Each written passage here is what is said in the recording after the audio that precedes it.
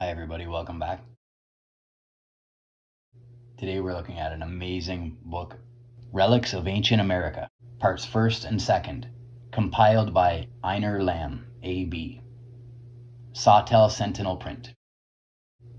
Note: this book was begun in AD 1869 from a desire to accumulate facts for comparison and reflection.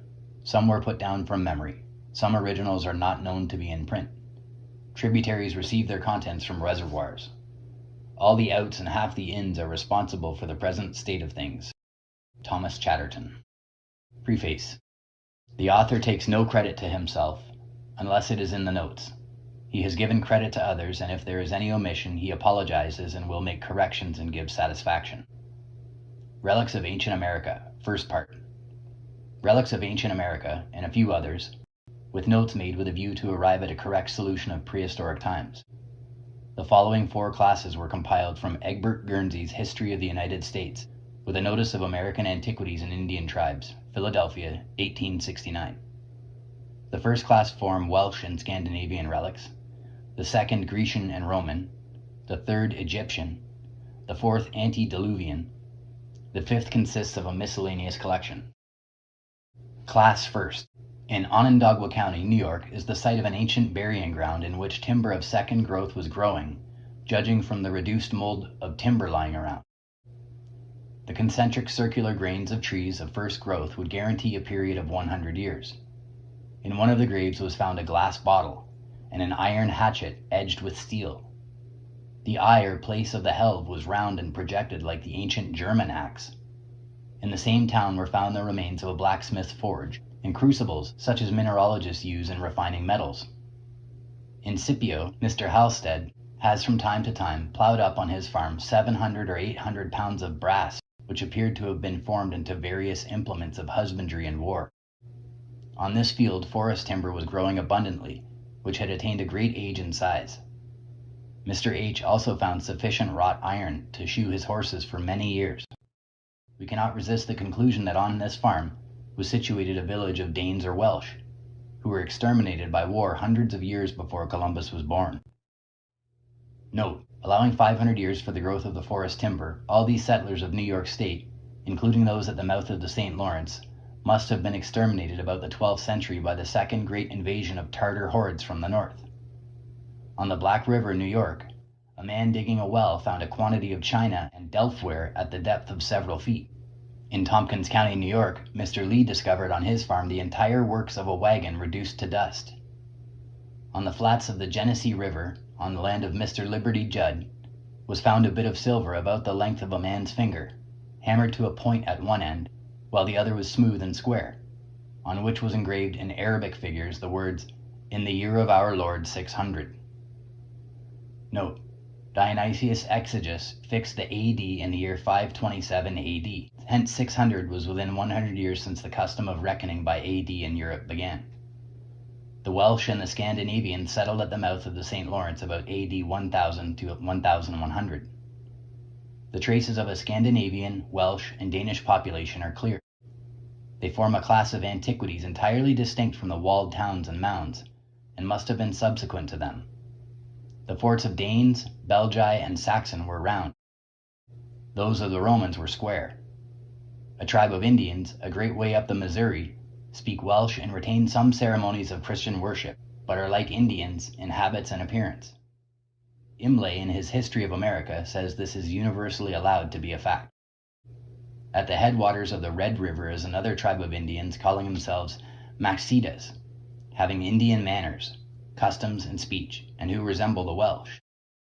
Powell, in his History of Wales, speaks of a lost colony in the 12th century, and of the voyage of Madoc, the son of Owen Gwynedd, Prince of Wales, who went west and settled in a new country. A tribe of white Welsh Indians were found in Ohio who had a very old Welsh New Testament written in Greek characters, which they could not read. Note: the above mention of the 12th century affords a clue as to when the extermination of the last settlements of New York State took place, prior to the growth of the forest mentioned above, and to the discovery by Columbus. The Norwegians discovered Greenland AD 964, after which settlements were made at the mouth of the St. Lawrence. Modocs is a name of a tribe of Indians Compare with Madoc. Lord Monboddo says this country, America, was known to the Old World as early as the Siege of Troy, BC 1184. Leif was the first settler in Greenland. Snovo Sturluson speaks of Bjorn of Iceland being driven by a storm and finding America, and that in AD 1121 a Bishop Eric went from Greenland to Vineland, Labrador, to convert to Christianity. Bancroft, in Native Races Volume 5, says there are Indian tribes in South America who have had the rites of baptism, circumcision, and the purification of women at childbirth long before the Catholic missionaries went among them. Class 2nd, Grecian and Roman. There are mounds and fortifications along the Mississippi anterior to the above and that belong to the 3rd class. The mound builders, Toltecs, would be still a more distinct class and contemporary with the Druids. The largest mound is near Wheeling, Ohio. It is 90 feet high, 50 rods in circumference, and filled with thousands of human skeletons. Judging from large trees, it has been deserted 1,200 years, i.e. since AD 5 or 600. Note, this date would place the mound subsequent to the times of the Greeks and Romans, who would begin to be driven back by the first invasion of Tartars from the north, and who made warfare the business of their lives, AD 600 to 700. In Dade County, Wisconsin, are mounds of figures, human, with unnatural length of arms. At Marietta are extensive fortifications and a fort containing 50 acres of land, showing the power of the builders and the strength of the enemy, like the Roman forts described by Josephus, see Roman camp. In the same county is a mound like a human figure, 35 feet in width, 6 feet in height, 125 feet in length, and 140 feet from one extremity of the arm to the other. On the bank of the Muskingum River and at Circleville, Ohio, are the ruins of immense walls, forts, mounds, and wells of beautiful hewn stone, and according to the most scientific principles of architecture. At Paint Creek, Ohio, are works of art more wonderful than any yet described, 6 near each other. One enclosure has 3 forts containing 17, 27, and 77 acres each, and 14 gateways from 1 to 6 rods in width. At the outside of each of these gateways is an ancient well, from 4 to 6 rods in width at the top. Within the large enclosure is an elliptical elevation 25 feet high, 100 feet in circumference, and filled with human bones. The elevation is perfectly smooth and level at the top, probably where priests sacrificed human beings before the vast throng which congregated around the mound to witness the bloody rites. New discoveries are constantly being made. Note, this seems as if the mound builders had raised a mound inside of an old Roman fort, showing that they came subsequently. The Druids at one time offered human sacrifices. That of virgins and widows was well known in India. There are forts, tumuli, mounds, roads, wells, and walls, enclosing from 1 to 500 acres made of stone and earth, 20 feet in thickness and very high, works requiring too much labor for Indians ever to have performed. The skeletons found in them are not like those of the Red Indians, who are tall and slim, while these are rarely over 5 feet in height. The tallest and shortest of the human races are in Patagonia. The Pueblos, a short race, making more pretensions to civilization than the rest, are found in North and Central America. They could climb and needed protection, and are supposed to be the descendants of the cliff dwellers, but without sufficient reason. Weapons of brass have been found in several parts of America, both in Canada and Florida, and with curiously wrought stones, showing that the country was once well peopled with industrious and civilized nations. Note, may not the mound builders, who were a rather short race but not so much so as the Pueblos, or town Indians, have been driven back by the first invasion of Tartars from the north, probably about 600 BC, and after the barbarians had overrun the Roman Empire, AD 2 or 300, the Danes, Welsh, and Scandinavians, also short men, were driven back or exterminated by a second invasion of Tartars in the 12th century AD. In January 1821, on the banks of the river Desperes, there were found by an Indian a Roman coin, presented to Governor Clark, and a Persian coin near a spring in Ohio, some feet underground. In December 1827, a planter discovered in a field a short distance from Montevideo a sort of tombstone with characters engraved on it. On removing it, he found a small excavation formed of masonry, containing 2 ancient swords, a helmet, a rusty shield, and an earthenware vessel of large capacity, with writing in Greek thus: "During the dominion of Alexander the Great, son of Philip, king of Macedon, in the 63rd Olympiad, Ptolemaeus." The rest was worn out. On the handle of one sword is a portrait of a man supposed to be Alexander the Great. Note: by those foreigners who lived in Palestine, the Olympiads are reckoned from the captivity of the two tribes. On the helmet there is a sculptured work of exquisite skill representing Achilles dragging the corpse of Hector round the walls of Troy, taken from Homer's Iliad. In connection with the above, Eratosthenes, the Greek philosopher, mathematician, and historian, BC 200, mentions Pythias, who lived in the time of Alexander the Great, as being a great philosopher, geographer, and voyager, and that he made several voyages into the Atlantic Ocean. Note: as the first Olympiad began BC 776, and they were held every 4 years, it would be the 110th Olympiad in the time of Alexander the Great, unless they were at first held every 7 years. But it fits to begin it at the captivity of the two tribes, 588 BC. The Greeks may have followed the custom then prevailing at Ptolemy. Class 3rd, Egyptian. Lexington, Kentucky stands nearly over the site of an ancient town of great extent and magnificence, amply evidenced by the wide range of its works covering a great quantity of ground and a catacomb with niches, compartments, and mummies, embalmed, and in as great state of preservation as any that have been dug out of the tombs of Egypt 3,000 years old. The catacomb was 18.5 rods in length, and 6.5 in width, and 7 feet high, and would hold 2,000 subjects. It was found in the bowels of limestone rock 15 feet below the surface. The descent to the cavern was gradual. Note: the Egyptians always excavated their tombs in the earth and along the sides of mountains of rock. The custom is purely Egyptian. That they were a maritime people is shown from the following. In BC 604, they, under King Necho, or Necho, fitted out an expedition for the Phoenicians to sail from the Red Sea around Africa and return by the Mediterranean Sea, a distance of 16,000 miles, which they effected without the compass, for they were better skilled in the knowledge of the heavenly bodies than we are. Class 4th, Antediluvian. The massive pyramidal structures found in Easter Island were doubtless the work of a gigantic race who preceded the Egyptians, Babylonians, Assyrians, and Chinese, for magnates walked the first. They knew nothing about glass and had the rudest hieroglyphics. They had to contend with inundations, earthquakes, carnivorous beasts, and savage tribes. 2 petrified giants, 7 feet in height, were found in a cavern on Mount Rainier, Washington. They may have been antediluvians on account of being giants. The remains of former dwellings, hearths, fireplaces, and bones of animals in immense quantities have been found along the banks of the Ohio many feet underground, while above them are found the former habitations of men, and over them trees growing as large as any in the surrounding forest. On San Rafael Island, opposite Santa Barbara, high up on the elevated land, are found an immense number of bones of whales. The top was level with the sea when the bones of whales were thrown upon it. The piles of shells were since the sea receded. Indians lived on shellfish.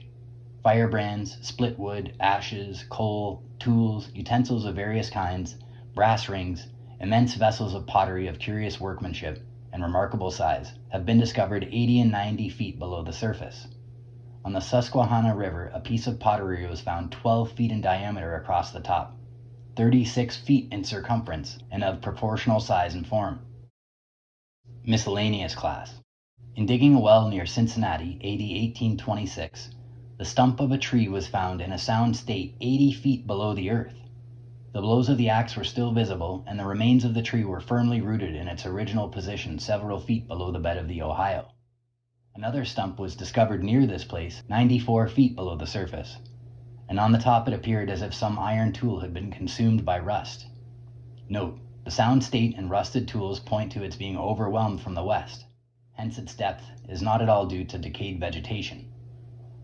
We infer that the bed of the river had itself arisen and left the stump below. In the section about Fredonia, on the south side of Lake Erie, utensils of various kinds have been found. Also split wood and ashes from 30 to 50 feet below the surface and much below the bed of Lake Erie, which may have been since raised. Near Williamsburg in Virginia, about 60 miles from the sea, the entire vertebrae of a whale was found and several fragments of the ribs embedded several feet below the surface. It is affirmed by some that the sea encroaches on the land on the western coast and retires on the eastern, but the land also rises on both coasts, from the fact that no mounds are found on the states bordering on the Atlantic and Pacific. If there is no great whirlpool at the South Pole, there is no reason why oceans should subside. Therefore, we infer that the land has risen. But if there is one, the ocean has also sunk. Would not the top of Mount Raphael's land have been more disturbed if the land had risen? In the same region, at depths of from 60 to 90 feet, the teeth of sharks have been discovered. From these and various discoveries from 50 to 100 feet below the surface, we are led to infer also that the original surface of America may not have been much disturbed, but was suddenly overwhelmed from the west. The vast state of loam and clay, gravel and stone, which lie over each other, evince from their unnatural positions that they were thrown furiously by water over the continent from the countries of the west. Note: the sea must have been much higher and rolled its bottom over the east. This violent overturning could be ascribed to the shifting of the poles of the earth. Some suppose that Alpha Draconis was once our polar star, also Alpha Centauri. The former is gathered from the bearings of the Egyptian Sphinx. Relics of the reindeer are also found in the south of France. It can be calculated from the delta that there was no Mississippi River 15,000 years ago. Quills of birds have been found large enough to admit a man's arm into the caliber, and the claws measure 3 feet in length. The footprints of very large birds are found on the rocks of Connecticut. The air must have been very much denser, the winds stronger, and the mountains lower when magnates, such as the dinormus of New Zealand, walked the earth. In systems of ancient maritime deposits, frogs were as large as sheep.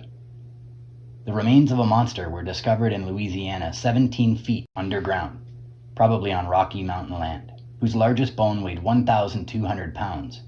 It, the bone, was 20 feet long and was either a jaw or shoulder blade. The animal is supposed to have been 125 feet long, probably Behemoth, the chief of the ways of God in creation. The largeness of the creatures would intimate that the earth was much larger, the sea much higher, and that the time in solidifying and assuming the level, notwithstanding its various elevations and depressions, and the increase of soil in the valleys, is slight.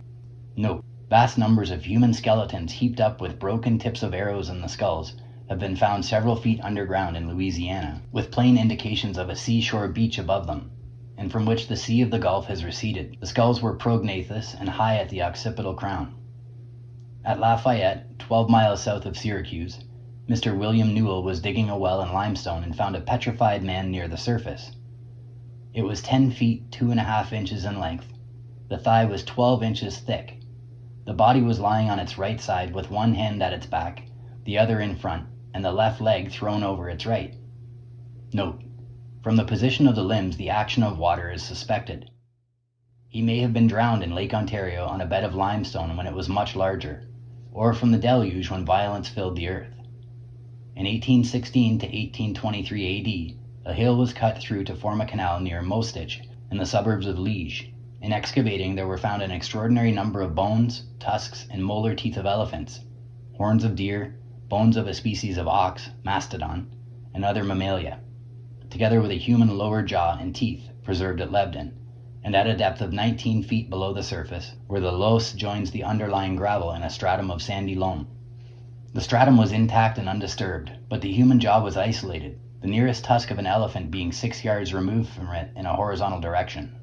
Most of the other mammalian bones were found in or near the gravel, but some of the tusks and teeth of the elephants were met with much nearer the surface.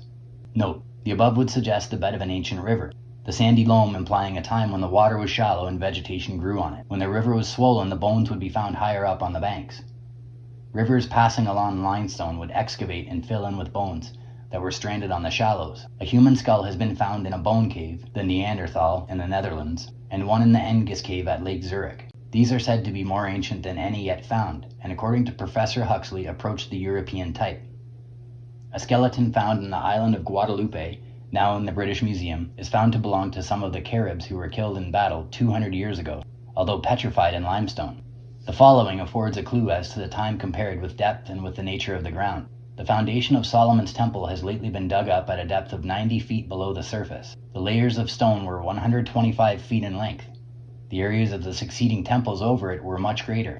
This would give 2,900 years for 90 feet of depth on a mountain being 1 foot in 413 years, allowing 20 feet for the original foundation.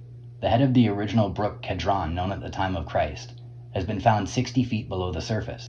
A depth of 4 feet will account for a generation of forest trees. Human graves were found 60 feet in depth in Louisiana, and several feet over them oyster shells were scattered as if thrown up by a sea on a beach.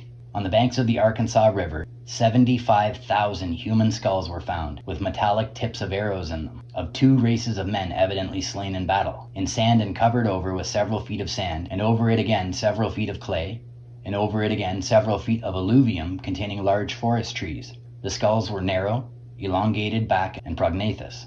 In some parts of Nicaragua, beads of lava, basalt, and chalcedony are numerous. Monstrous forms and shapes, such as a coiled plumed serpent, are found painted 40 feet up the perpendicular side of a precipice. They understood the making of pigments of clay and stone utensils and obsidian arrow tips. Their achievements in sculpture made them seek uses for them, hence their reverence for feats of sculpture amounting to worship. In skill and taste, some ancient pottery is superior to modern. They found it abundant in lake islands, i.e. crater lakes. The pottery was evidently made when lava was abundant, for they could have dug deep into the ground without the use of metallic tools, hence the uses of funeral vases and tripods. Stags and alligators often form the ornamentation of their pottery. They are found in Central America. One ancient copper mask was found in Nicaragua, supposed to be at least 3,000 years old, very elaborately ornamented, a la mosaic, at Uxmal, British Encyclopedia Volume 4, page 324. The device of a beast springing on the back of a human form and idols also occur in terracotta. The figures are studiously grotesque and monstrous, indicating a delight for the ludicrous or for a desire to banish constant fears. Bancroft refers the relics of Nicaragua to the 16th century BC. Cremation indicates a very numerous Aboriginal people, also their highly finished taste for ornamental vases. Calaveras County has also yielded many interesting relics of a past age, of the same nature as those described in Tuolumne County. The famous Calaveras skull was taken from a mining shaft at Altaville at a depth of 130 feet beneath several strata of lava and gravel. Many stone mortars and mastodons' bones have been found about Altaville, but not under lava. The skull was of Pliocene period, found as follows: black lava 4 feet, gravel 3 feet, light lava 30 feet, gravel 5 feet, then red lava 4 feet, then red gravel 17 feet, light lava 15 feet, gravel 25 feet, brown lava 9 feet, gravel 5 feet, in which the skull was found. Gravel implies rivers from melted snow. An Indian arrowhead made of stone, as in our time, was lately picked up from the solid cement at Buckeye Hill at a depth of 80 feet from the ground and about 1 foot from the bedrock. Note, the Calaveras skull was found 40 feet deeper than the foundation of Solomon's temple and should not require 5,000 years. A volcanic age could succeed and subside between it and the stone mortar age. 1 foot from the bedrock would imply, at Buckeye Hill, a sea coast line not far off. Lava could be thrown 150 miles.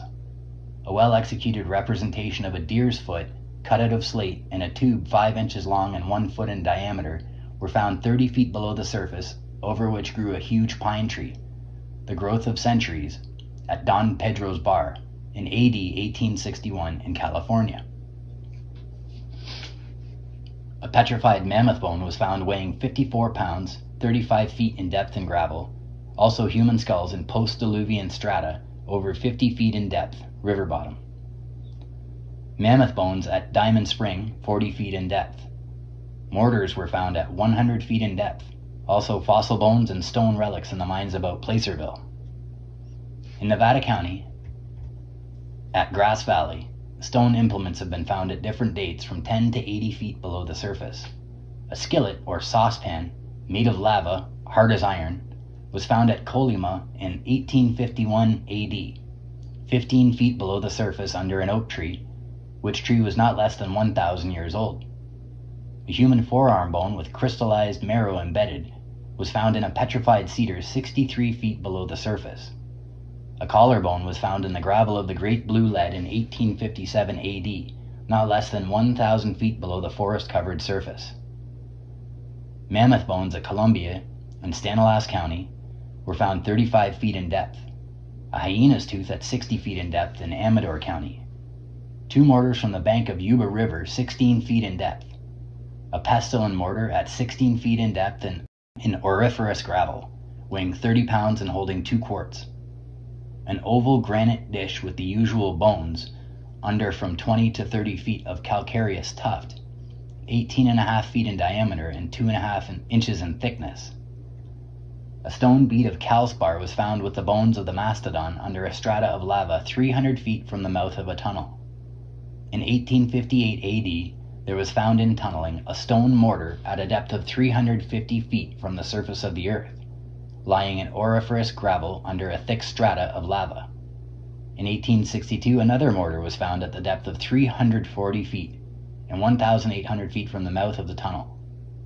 At the same level, spearheads from 6 to 8 inches in length and broken off where attached to the shaft were found. The work of human hands is shown to have been discovered in connection with the bones of the mastodon, elephants, horses, camels, and other animals long since extinct. In the carving of pipes by the mound builders, the representation of natural objects is much more accurate than of the cliff dwellers, who must therefore have preceded them. Indigenous animals are truthfully represented, also lamantine and toucan. It is hard to think how the mound builders could cut down forests, dig up earth, with only soft copper quartz, galena, or obsidian tools. The bones of fowls and shells are found in caves along the coasts. Lance heads broken by fire are taken from altar mounds. Elaborately worked vases are found. Their altars and religious mounds are made with great care and exactness. Several bushels of lance heads of milky quartz were found in one mine. Pipes are cut from a single piece of porphyry or red pipestone.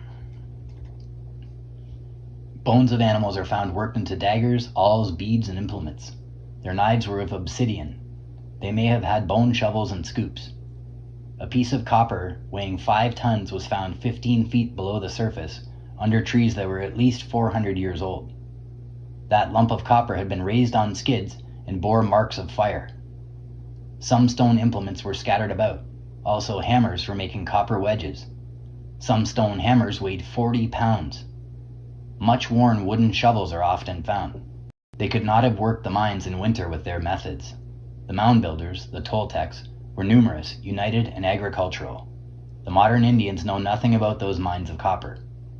Hunters never build extensive public works. The earth had been well cleared of wild beasts. The animal carvers of the lamantine, elk, and toucan preceded them as a race, probably before the deluge. All traces of architecture have disappeared, except in South and Central America. Their earthworks show more perseverance than skill. Wooden buildings made by stone and copper tools seem impossible. Their monuments imply a widespread religious system under a powerful priesthood. Their altar mounds suggest sacrifices and human bones cremated to put in vases. Resemble the uses of the southern pyramids with reference to the pole star. Bancroft thinks the mound builders came from Nahua. Their works were not built by a migrating people, but by one that had dwelt long in the land. Notes: the Pueblos were not migrating. The results attained require from 4 to 5 centuries. If the civilization was indigenous and not imported, a longer time would be necessary. A northern origin would imply a longer duration of time than a southern. None of their works, mounds, stand on the last formed terraces of rivers. Those on the second bear traces of having been invaded by water.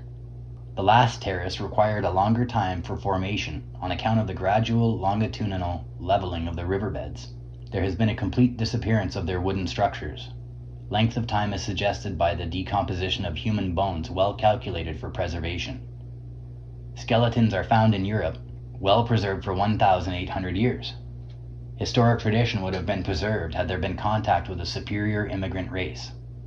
The fact that the monuments were covered in the 17th century with primitive forests, uniform with those that covered the other parts of the country, that trees 400 years old exist over the monuments, and that equally large ones were found at their feet, on and under the ground in all stages of decomposition, shows that the abandonment of the works must be dated back at least twice the age of the trees. The first growth on the abandonment of cultivated land is very unlike the original forest, both in species and size, and several generations would be required to restore the primeval forest. General notes. This article ought, perhaps, to have been put further on in the discussion of general causes. Dr. Wilson has shown that the mound builders of Ohio were not Red Indians. Dr. Aitken Meigs of Philadelphia has come to the conclusion, from the examination of 1,125 skulls, that no skulls can be said to belong exclusively to any race or tribe, that none of them can be regarded as strictly typical, and that there is a marked tendency in them to graduate into each other more or less sensibly.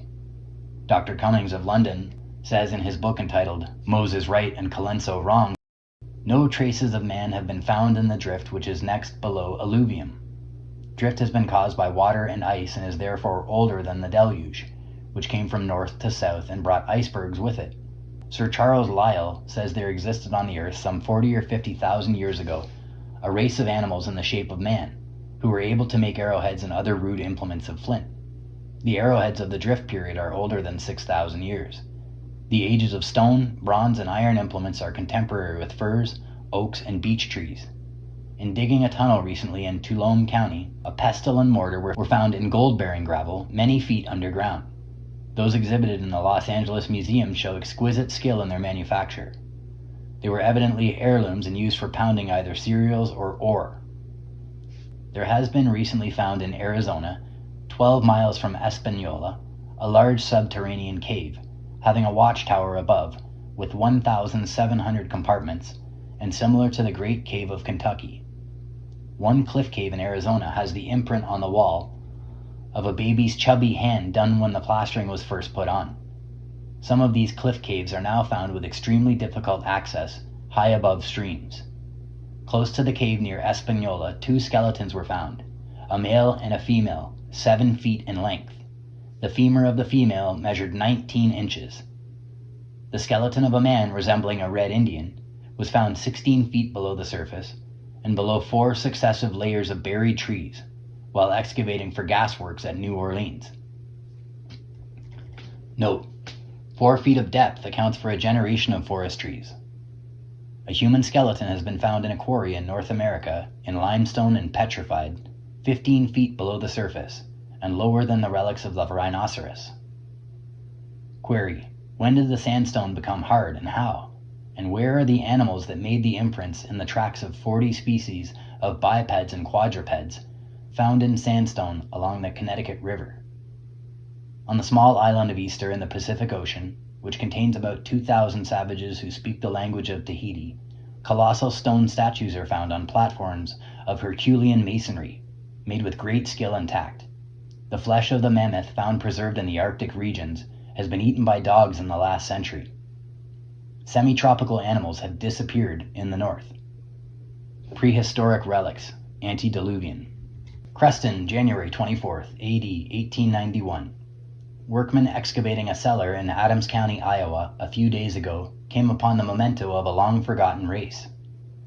They struck what at first appeared to be a solid ledge of rock or coal, and sitting down to rest, one of them began to pick at an apparent fissure, when a solid rock nearly 2 feet square disappeared with a dull thump. The men set eagerly to work, and removing the bottom of the pit, discovered a chamber with a 15-foot ceiling on walls 20 by 20 feet in extent, which were of neatly seamed stonework. Ranged in rows on rudely constructed platforms were skeletons, each with an arrow and tomahawk by its side, also earrings and bracelets of lead lying where they were dropped, by women, and piles of what appeared to have been fur on the center of the platform. Each pile crumbled to dust as soon as exposed to the light. A number of tools made of copper were also found. Note: this may have been a tomb. Tomahawks and scalping knives were used for making utensils out of skulls. The following is taken from The Return, Davis City, Iowa, for December 1890. An interesting find near Mendon, Illinois, that puzzles the antiquarians consists of fragments of a musical instrument made of copper. The characters on the sounding board are unlike those of other alphabets, Hittite, Aztec, or Mormon. Some few years ago, 2 inscribed tablets were found near Davenport, Iowa, covered with peculiar figures, and among them strange hieroglyphic letters. The members of the Davenport Academy did not undertake to decide what alphabet it was, but the secretary and other members maintained that it was one with which the mound builders were acquainted, that they were an ancient people and civilized enough to have an alphabet. By a strange fatuity, the editor of the American Antiquarian has come upon a find which is as puzzling as the Davenport tablets. It is in the shape of a musical instrument, or rather the fragments of one. The wood of it had decayed, but the copper which seems to have constituted the sounding board and keys still remained in good condition. One of the strange features of the instrument is there is not a particle of iron about it. It seemed to have been a combination of a harp and violin.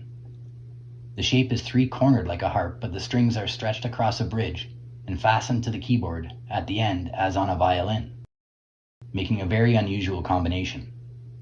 There is no instrument like it in modern use, and nothing among the ancients that at all resembles it.